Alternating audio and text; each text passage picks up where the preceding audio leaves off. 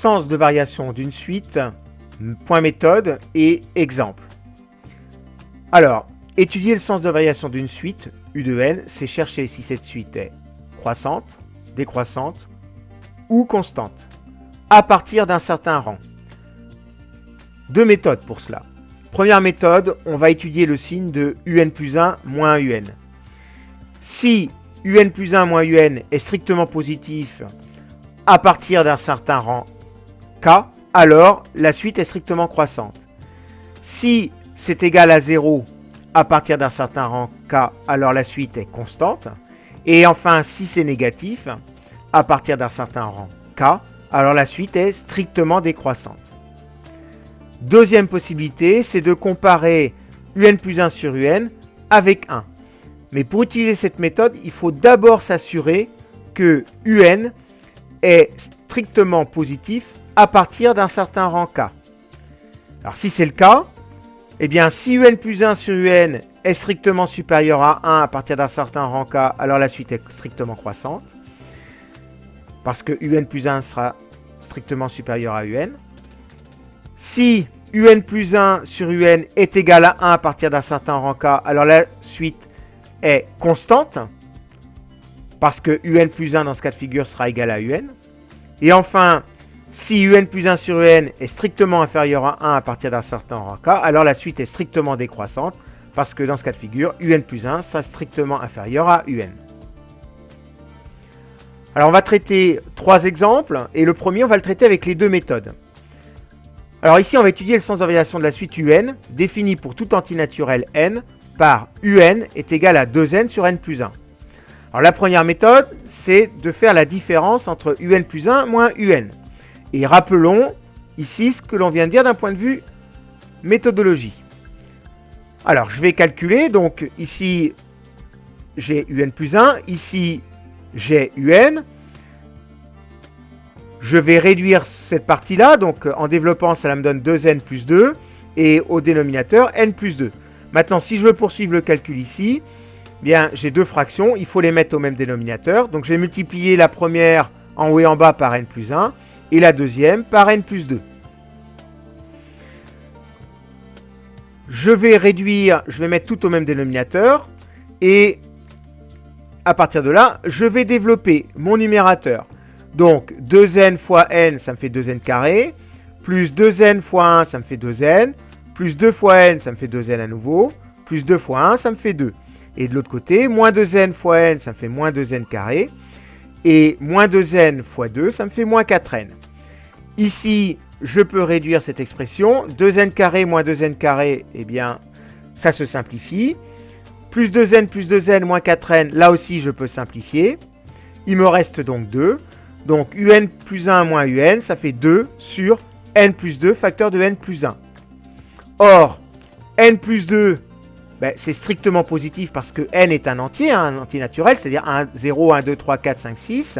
Et même chose, n plus 1 est strictement positif pour les mêmes raisons parce que n est un entier naturel, c'est-à-dire 0, 1, 2, 3, 4, 5, 6, etc. Donc j'en conclus que n plus 2, facteur de n plus 1, je multiplie un positif par un positif, donc c'est forcément positif. Et conclusion, eh bien, ça veut dire que cette fraction est strictement supérieure à 0. Donc un plus 1 moins un est strictement positif. Je suis dans ce cas de figure-là, donc j'en conclus que un est strictement croissante pour tout entier naturel n. On va traiter maintenant ce premier exemple en disant la deuxième méthode. Donc, c'est-à-dire en comparant un plus 1 sur un à 1. Mais avant ça, je rappelle qu'il faut vérifier que un est strictement positif à partir d'un certain rang n. Alors, u0, il n'est pas strictement positif parce que u0, ça fait 2 fois 0 sur 0 plus 1. Et bien ça fait 0. Pour tout entier naturel non nul, c'est-à-dire pour tous les entiers à partir de 1. 1, 2, 3, 4, 5, 6 jusqu'à l'infini.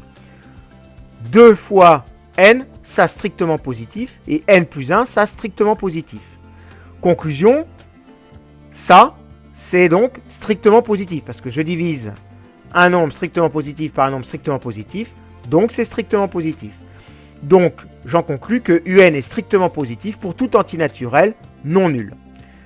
Donc, on vient donc de vérifier ça. Donc, pour n strictement supérieur à 0, UN plus 1 divisé par UN, cela me donne 2 facteurs de n plus 1 sur n plus 1 plus 1 divisé par 2n sur n plus 1. Je divise par ça, donc je multiplie par l'inverse. Et en réduisant, cela me donne 2 facteurs de n plus 1 fois n plus 1, c'est-à-dire le carré de n plus 1. Et au dénominateur, j'ai 2n que je retrouve là, et ça, c'était n plus 2. Donc j'obtiens cette expression. Je vais ici simplifier par 2, et donc je me retrouve avec le carré de n plus 1 divisé par n facteur de n plus 2. Je vais développer et le numérateur et le dénominateur. Donc là, j'utilise les entières marquables, donc ça me fait n carré plus 2n plus 1. Et en bas, n fois n carré, plus n fois 2, 2n. Et là, je peux affirmer que n carré plus 2n plus 1, c'est strictement supérieur à n carré plus 2n. Bah, effectivement, hein, qu'est-ce qui se passe entre ces deux expressions? Ici, on a ajouté 1. Je peux ici diviser des deux côtés par n carré plus 2n, parce que ça, c'est strictement positif, puisqu'on a choisi n strictement positif. Donc, cette expression est strictement supérieure à celle-ci. Celle-ci, elle était égale à 1. J'en conclus que ça, c'est strictement supérieur à 1. Donc, un plus 1 sur un est strictement supérieur à 1. On est donc dans ce cas de figure, et on en conclut de la même façon que tout à l'heure, que un est strictement croissante pour tout entier naturel n. Passons à un deuxième exemple avec une suite définie par une relation de récurrence. Alors ici, on a la suite un définie par u0 égale à 2, et pour tout entier naturel n, par un plus 1 égale un plus racine de n. Alors ici, vu la forme de l'exemple, il va être préférable d'utiliser la première méthode. Donc je vais calculer un plus 1 moins un. Rappelons ici le point méthodologie de cette méthode. Donc ici, je remplace un plus 1 par sa valeur, c'est-à-dire un plus racine de n, moins un. Je peux donc ici simplifier. J'en conclus que un plus 1 moins un est égal à racine de n. Or, n, si il est strictement positif, eh bien racine de n, ça strictement positif. Conclusion, je suis dans ce cas de figure-là. J'en conclus que un est strictement croissante pour tout entier naturel n. Troisième et dernier exemple, je vais étudier le sens de variation de la suite un définie pour tout entier naturel non nul par un est égal à n plus 1 sur 3 puissance n. Alors ici, quand il y a des puissances et des fractions, il est préférable d'utiliser la méthode 2. Donc ici, on va calculer un plus 1 sur un pour le comparer à 1.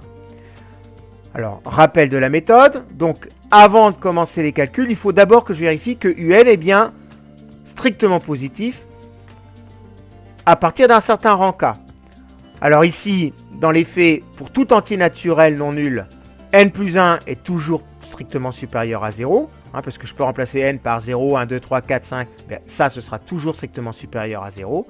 Et de la même façon, 3 puissance n, quelle que soit la valeur de l'entier n que je mets ici, eh bien, ce sera strictement positif. J'en conclus que donc n plus 1 sur 3 puissance n, c'est strictement positif. Donc, la suite un est strictement positive pour tout entier naturel n. Donc, je vais pouvoir calculer ça. Je réécris ça, cette fraction, donc je l'écris avec la division en ligne, et je remplace donc un plus 1 par sa valeur, donc ça fait n plus 1 plus 1 sur 3 puissance n plus 1, divisé par n plus 1 sur 3 puissance n. Je divise par cette fraction, donc je multiplie par son inverse. Je vais réduire la première partie ici, ça fait n plus 2. Et donc, j'en conclus, en écrivant ça sous un même trait de fraction, que ça fait 3 puissance n fois facteur de n plus 2. Et 3 puissance n plus 1, facteur de n plus 1. Maintenant, pour cette partie-là, je rappelle que 3 puissance n, ça veut dire 3 fois 3 fois 3, avec n facteurs égaux à 3. Et que 3 puissance n plus 1, c'est 3 fois 3 fois 3 fois 3, avec n plus 1 facteur égaux à 3. Donc là, je peux faire des simplifications par 3, et en fait, il va me rester un 3 en bas. Donc, conclusion, cette expression-là, c'est égal à celle-ci. Maintenant, je vais développer mon dénominateur. Donc, j'obtiens n plus 2 sur 3 fois n, 3n, plus 3 fois 1, 3. Et je peux affirmer que n plus 2, c'est plus petit que 3n plus 3. Pourquoi? Parce que n est forcément plus petit que 3n, et 2 est forcément plus petit que 3. Je divise des deux côtés par 3n plus 3, puisque ça, c'est strictement positif. Et donc, ici, j'obtiens 1. J'en conclus donc que ça, c'est strictement inférieur à 1. Donc, je suis dans le troisième cas de figure. J'en conclus donc que un est strictement décroissante pour tout entier naturel n.